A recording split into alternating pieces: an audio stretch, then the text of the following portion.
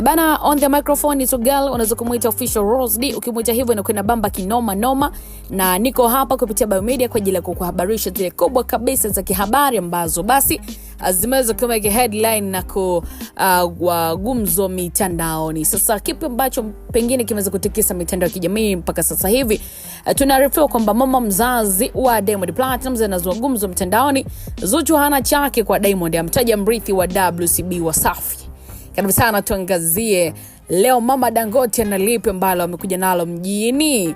Ni mshikamano wa familia na mashabiki umekamilika mitandaoni, na ni kufuatia video ambayo ilipostiwa na mama mzazi wa msanii Diamond Platnumz, unaweza kumuita mama Dangote, ikimuonyesha mjukuu wake Nasibu Junior akiwa na baba yake katika ofisi za Wasafi. Sasa video hiyo imeibua maswali lakini pia mjadala miongoni mwa mashabiki wa muziki nchini Tanzania lakini pia Afrika Mashariki.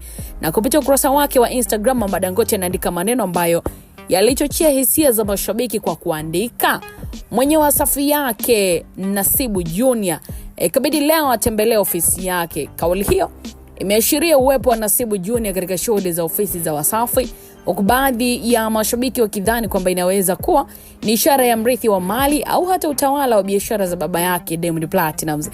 Bana, video hiyo inaonyesha Nasibu Junior akitembea ofisini na kushirikiana kwa karibu kabisa na baba yake, jambo ambalo pia lilionekana kuibua hisia za upendo na mshikamano wa familia.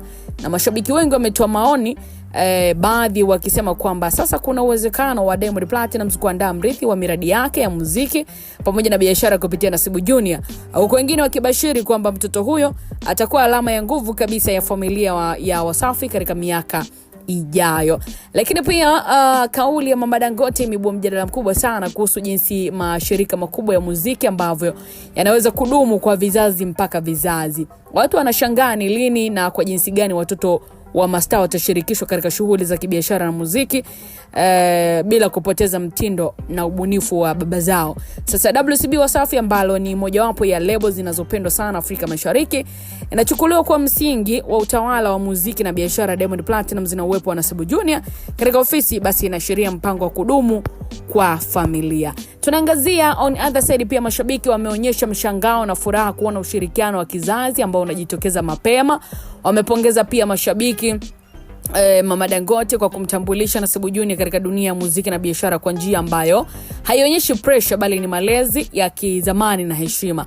Hii pia inapanua mjadala kuhusu ushirikishaji vizazi vipya katika urithi wa kijamii na kibiashara bila kuharibu mtindo wa kisanii. Lakini swali la mjadala ambalo watu wamebaki nalo hivi sasa ni je, uwepo wa Nasibu Junior katika ofisi za Wasafi unamaanisha hatimaye atakuwa mrithi wa mali pamoja na utawala wa biashara ya baba yake, au ni sehemu ya malezi tu ya kisanii? Basi tomoni yako, unaonaje mustakabali wa Nasibu Junior katika muziki na Wasafi? Moja kwa moja Official Rose D, wakati mwingine nitaweza kuangazia kwa uzuri kabisa, si ndio? Uwe na wakati mwema mtazamaji, endelea kusalia nasi kwa kubonyeza neno lililoandikwa subscribe. Uwe na wakati mwema.